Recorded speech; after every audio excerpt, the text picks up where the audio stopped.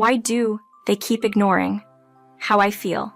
My frustration from the day before was still burning, so when I spoke to them, my words came out sharper than I intended.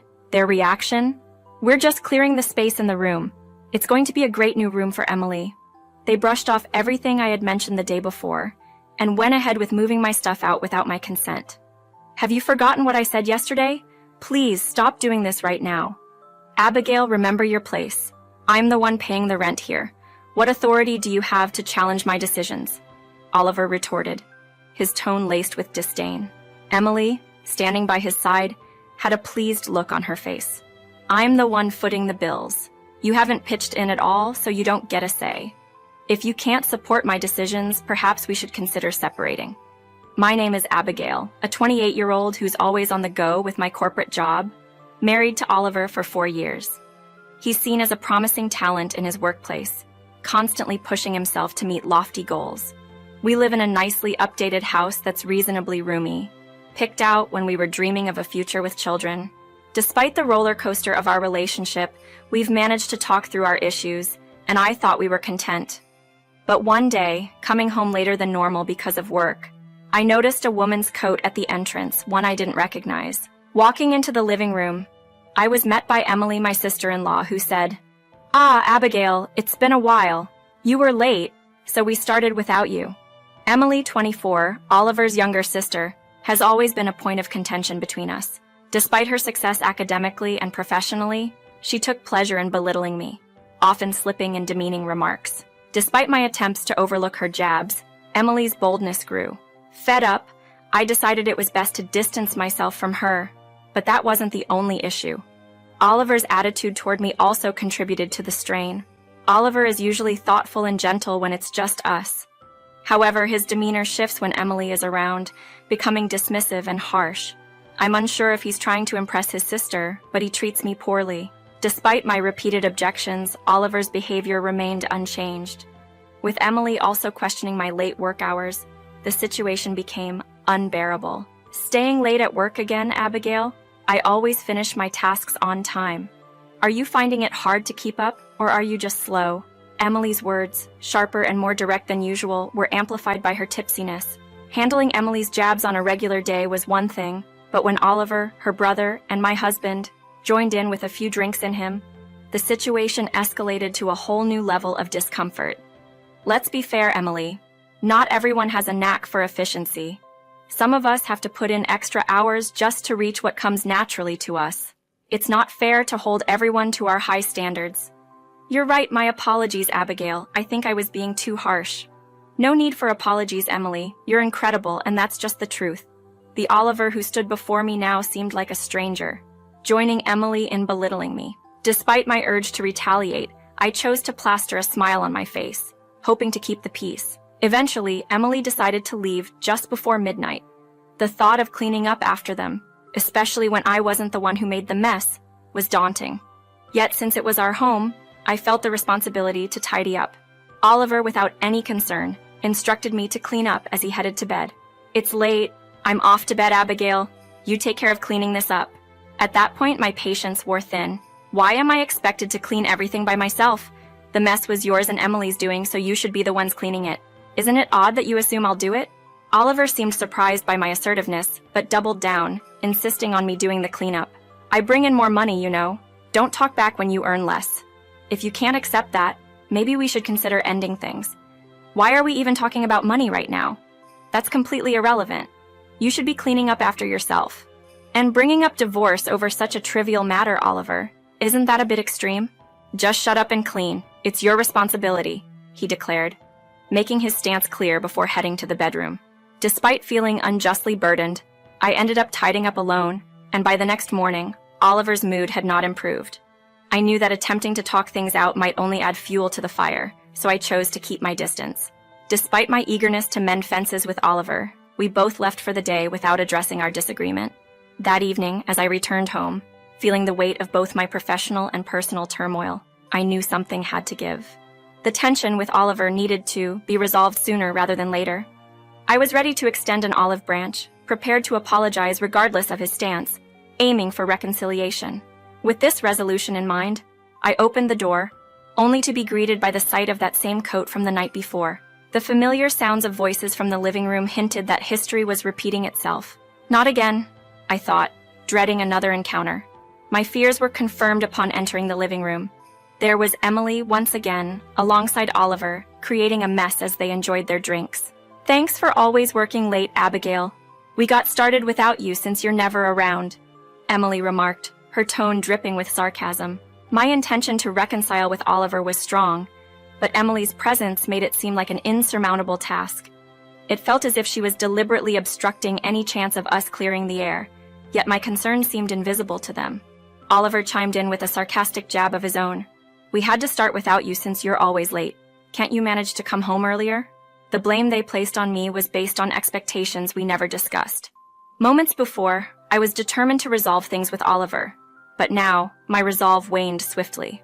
Why am I even bothering so much with them? This question started to echo in my mind, signaling a shift in my perspective. Caught off guard by Oliver's bombshell, my emotions hit a boiling point. Wait a minute, what are you talking about? This is the first I've heard of Emily moving in. Can you explain? Oliver, taken aback by my strong reaction, quickly slipped back into his dismissive attitude, bolstered by Emily's presence.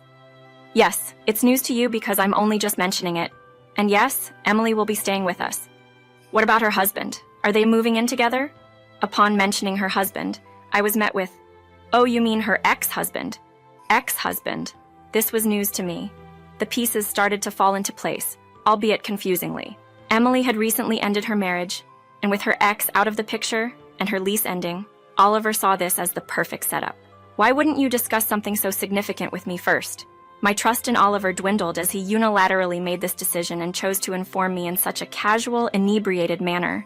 As I pressed Oliver for answers, Emily observed with smug satisfaction. Just go with it, Abigail. It's a done deal.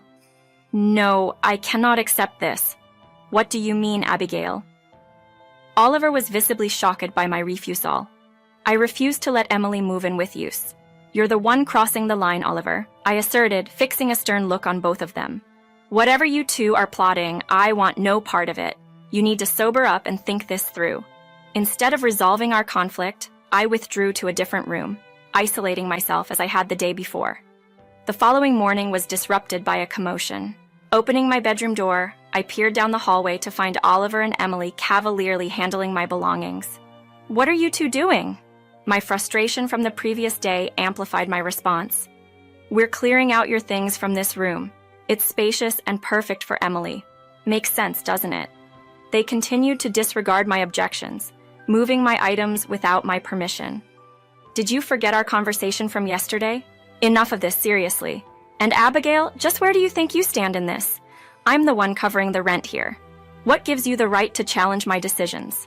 Oliver snapped back, his voice dripping with disdain, as Emily looked on with a self-satisfied smirk. I'm footing the bills, so your opinion, without contributing financially, is irrelevant. If you're not willing to fall in line, perhaps we should consider ending our marriage. The word divorce struck me like a bolt from the blue. Divorce? He can't be serious. What is Oliver even saying? I was dumbstruck, unable to grasp his harsh words. Emily, mistaking my silence for surrender, added fuel to the fire. Do you even grasp your situation, Abigail? You haven't contributed financially, so your stance holds no weight.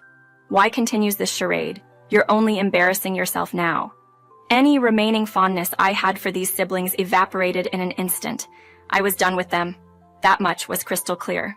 Let's move this discussion to the living room, I suggested, hoping to shift the environment. They grumbled, but eventually agreed when I mentioned making coffee. After handing them their drinks, I turned to Oliver. I've been clear since yesterday. I never approved of Emily moving in. I want her things packed up immediately. What are you even saying? I've repeated myself over and over. I pay the rent, so my word is the law here. If you can't accept that, then maybe divorce is our only option. Are you fine with that? You keep mentioning you pay the rent, that this is your house, but Oliver, do you truly believe that? I asked. Obviously. What kind of question is that? He retorted. This house belongs to me. What? Are you making things up because you're upset? He questioned incredulously. No, there's no fabrication here. This house was left to me by my father. After he passed, it became my property. I am, in fact, the owner. Does that clarify things for you? His skepticism persisted. You're lying. If it was built by your dad, shouldn't it be old by now? Ever heard of renovations, Oliver? My dad had this house completely renovated before his hospitalization. It looks new because of that. I never mentioned it before because it happened before we were married. The once bold and assertive demeanor they both displayed had vanished, leaving a heavy silence in its wake. Yet, I wasn't finished. With so much already said, I felt compelled to lay everything out on the table, whether or not they understood. My patience had reached its limit. Even if you think you're paying rent, Oliver, you're not.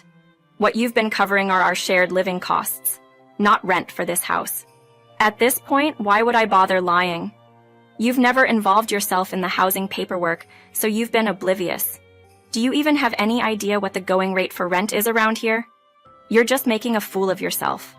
In light of that, I'll take over the rent payments from now. Are you in a position to afford that, Mr. Unemployed? His confusion was apparent. Unemployed? What are you implying, Oliver? It seems you've been less than prudent with your decisions lately, incurring significant losses, right? You might have thought you were being discreet, but your workplace is well aware. Expect to hear from them after the weekend. They likely assumed it was a secret. Oliver was visibly disturbed by my revelations. How?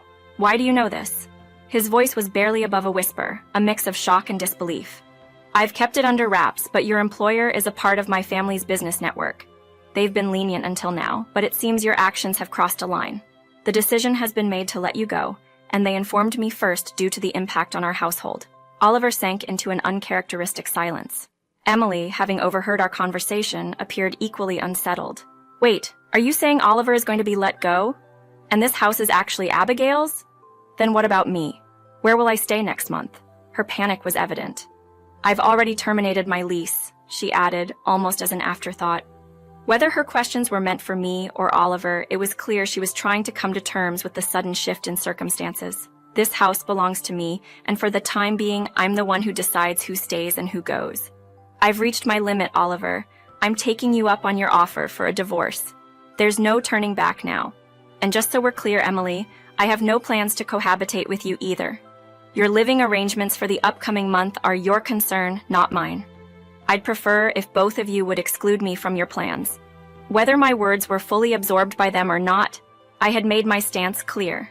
The ball was in their court, and I was washing my hands of their issues. Please return my belongings to their original places. After that, I'd like you to gather your things and leave. I can't bear the thought of seeing either of you again. By the day's end, I had managed to remove them from my house. The last time I saw them was just before I handed everything over to my lawyers to ensure the separation process was handled without any confrontations. Oliver didn't protest much, likely realizing he had no ground to stand on. This acceptance on his part facilitated a straightforward divorce process. I later learned that they both returned to living with their parents. The fallout for Oliver was significant. Saddled with a hefty financial burden from our settlement and additional repercussions from his professional missteps, he's now working tirelessly to settle his debts. Meanwhile, I'm embracing a peaceful existence in the home my father left me, cherishing this newfound solitude and freedom, and planning to make the most of it for the foreseeable future.